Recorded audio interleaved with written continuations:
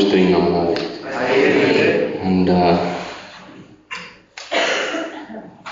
And you started your share about, how anxious it was.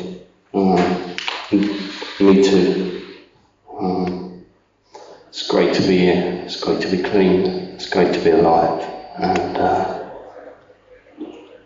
I was kind of reflecting on how this journey has happened to how I got to this place.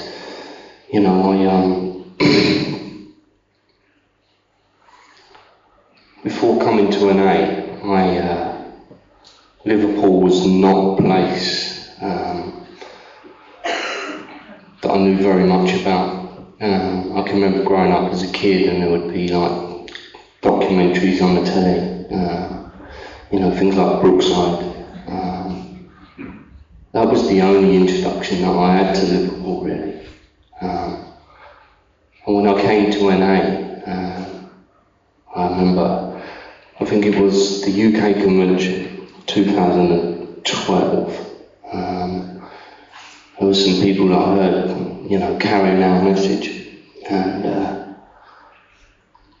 they breathed life into me. And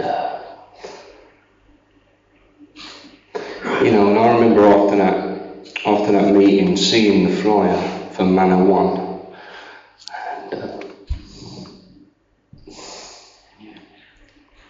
and I said that from that point, I want to go to that convention.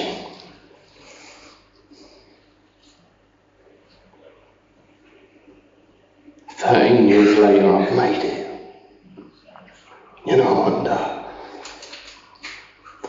And in between that time, it's been a journey. I met Chelsea maybe 10 years ago. We were talking about it earlier on, and we've continued a friendship. It's been truly magical, Chelsea. We don't talk all the time, but you're one of them people that I know that, you're always there. And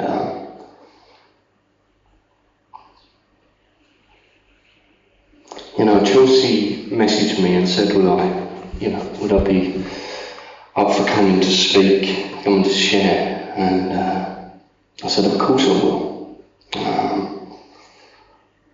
And at the time, my wife had just used again with 3 years clean.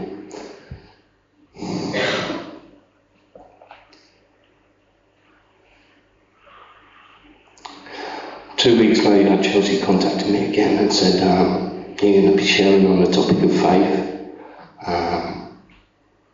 You've got 2 options at a time. And at that time, my middle daughter,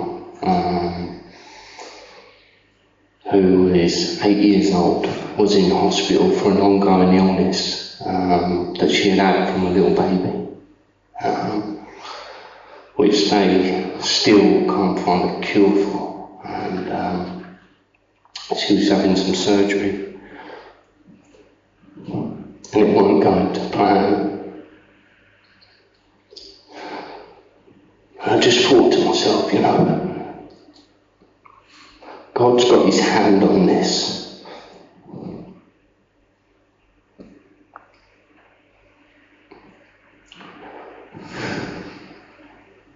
Chelsea messaged me again and said, we need to change the time of the meeting. We want you to share on this topic.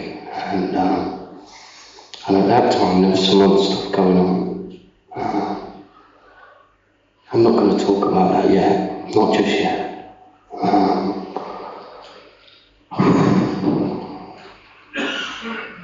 I came in that room to come into this meeting. There was a young guy standing there. I don't know if he's still in the room. A young guy called David. This is his first convention. And he put me at ease. He made me realise why I'm here.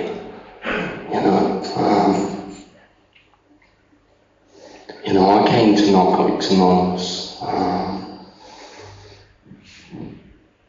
in 2011. I was 25 years of age. I'd been using for quite a while, you know, and you know, I hear many people talk about the progression of the drugs. You know, my using wasn't like that. My progression was the illness. You know, the ways and means to get more was the progression. You know, at 12 years old, I was experiencing some sexual abuse inside my own household. Also, at that same time, for the first time, I'd smoked crack. You know, I remember it very, very clearly. I was in a children's park underneath a slide with a Super Scott can.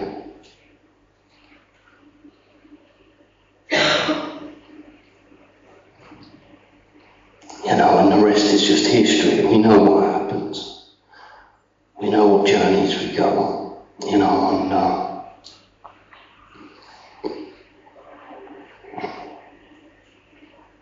it was all downhill from them, really. I was a complete menace to society.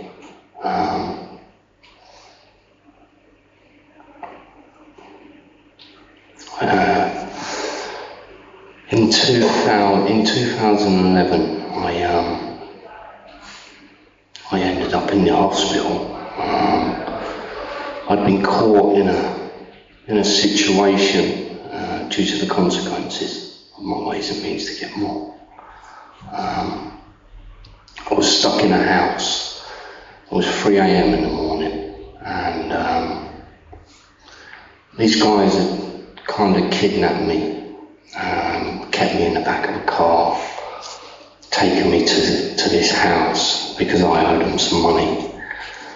One of the guys that was there ended up leaving a little bit earlier on in the night and asked me if I wanted to come with him because he knew that I was in trouble.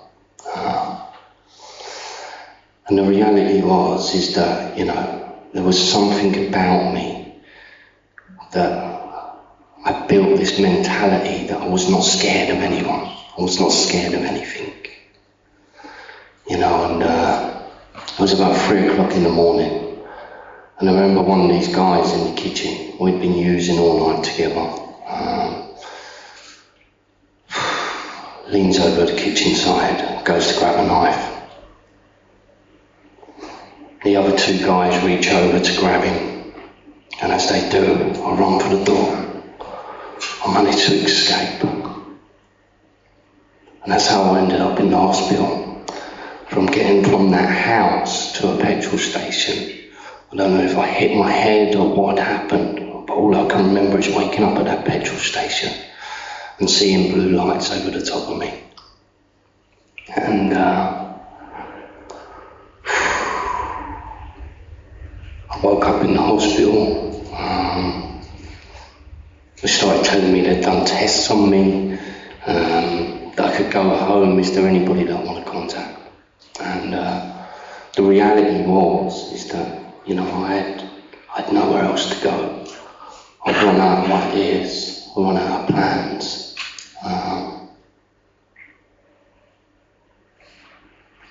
And I knew that these guys would be looking for me. And later on that evening, I took off into the West End, you know, into central London. And I remember coming into central London, over Westminster Bridge, past Big Ben, turned back around, went back to the middle of the bridge, stood in the middle of the bridge, and thought to myself, I can't do this no more.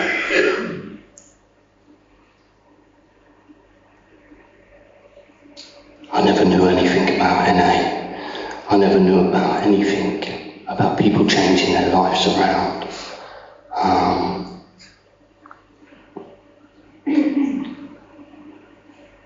Not long after that, I I was basically brought into a homeless institution where the message of Narcotics Anonymous was carried to me. And I remember walking into that meeting and thinking, what on earth are these people going to do for me? There's no way on this earth these people are going to be able to help me with the problem that I have. These people don't look like me. They haven't been through what I've been through.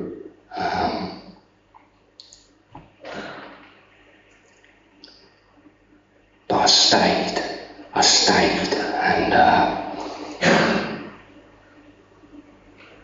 and that was the beginning of my journey. It was about 30 or 60 days in my recovery. I lived out of a homeless shelter.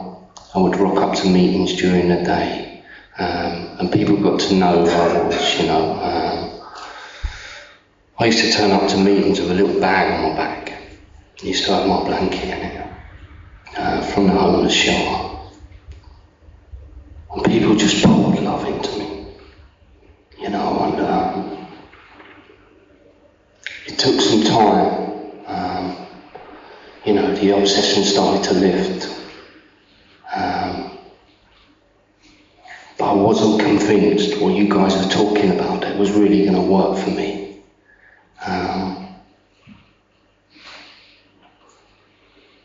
Until I had an experience. I got a sponsor, I was involved with service work, and I just finished writing a step 3. I was 14 months clean. I was on the 5th floor of St Thomas's Hospital. I was about to become a father to my first daughter. And I remember turning around to pick this little girl up for the first time. I turned round, I picked her up, held her in my arms, I turned round, and I looked out the window. And there was that bridge that I stood on that night when I felt like there was no hope.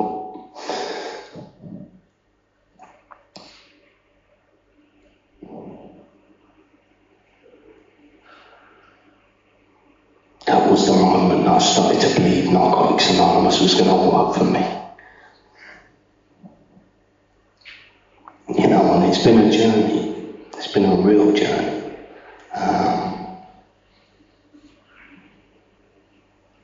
I'm regularly attending meetings, doing service, helping others.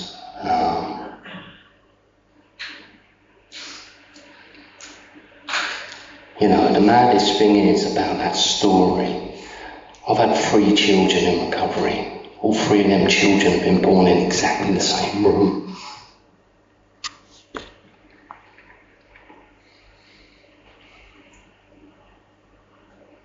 And I say this all the time.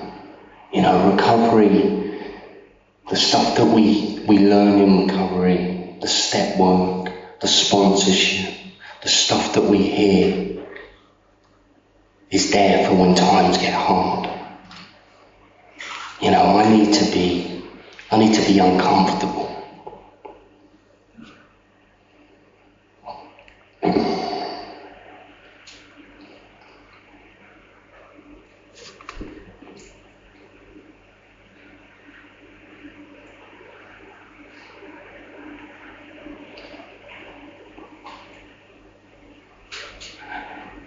When Chelsea messaged me the 3rd time about doing this share,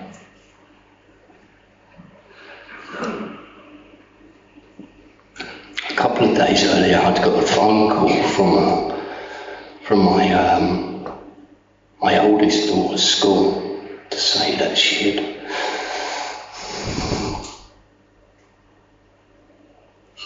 disclosed that she'd been cutting herself.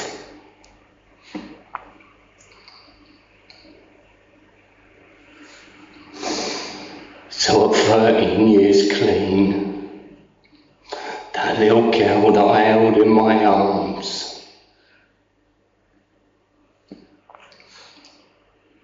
13 years later, I felt the need to be cutting herself.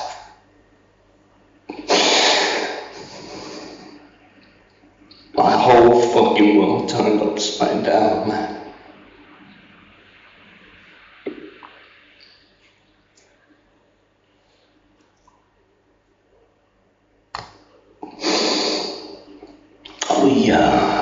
Later on that evening, we took the devices off her. We went through the devices, and there was research of suicide, ways to kill yourself.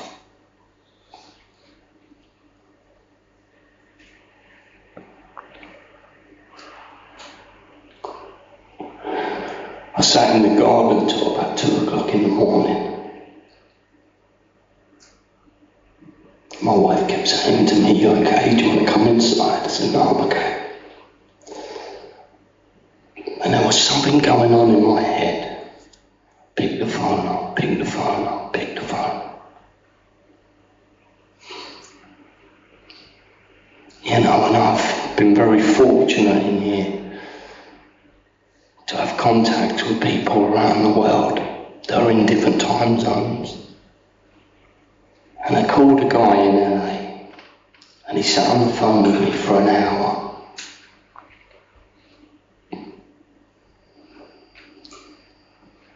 And he just listened to me. He didn't say nothing at all.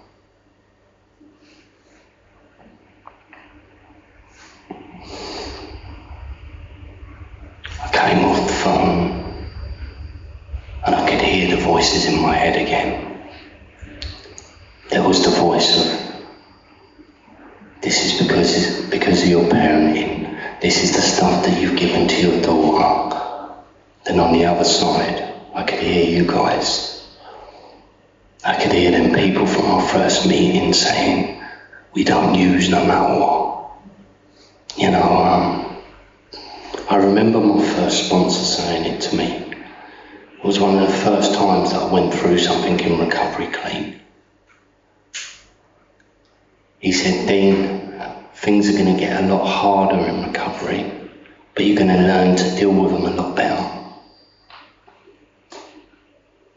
And I could hear all that stuff going on in my head. You know, I've been shown that, you know, when these things happen, we need to lean into the program. You know, we need to get closer to God. You know, more meetings, more contact.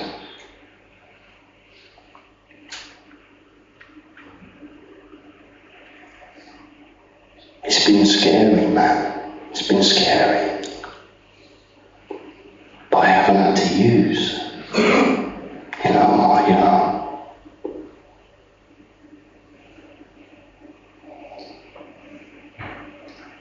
my daughter kind of, she really struggles. She's a very anxious little girl. She struggles with communication. And she called me last night.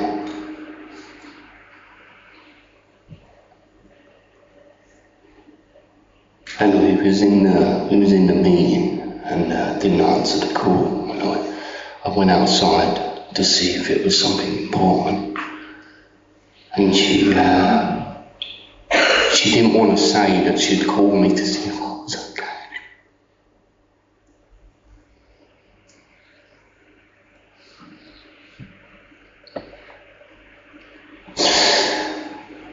She knows what I do.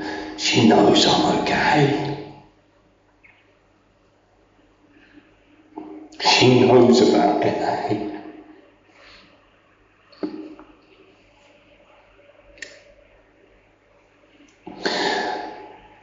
So what's the message I'm carrying here today? The message is, don't leave before the miracle happens. My experience in Narcotics Anonymous and being clean for just over 13 years is the darkest times that are going to bring the brightest lights. Just keep going. Let people to love you until you can love yourself again. Don't listen to the head. Just allow people to hold your hand.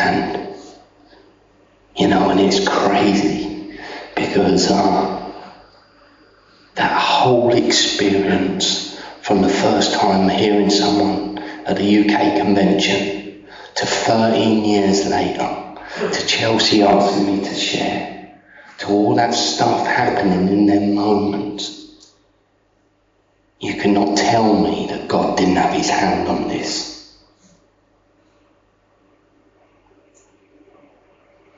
And I say this all the time. There's many places in the world that can do something similar to NA, but there's nothing in the world that works as well as NA. You know, this place has truly transformed my life.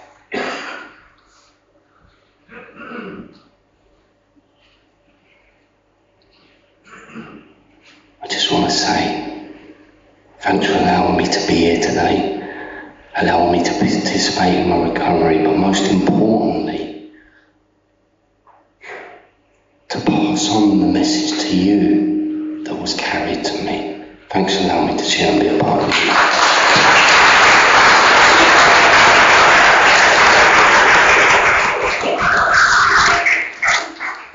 Wow.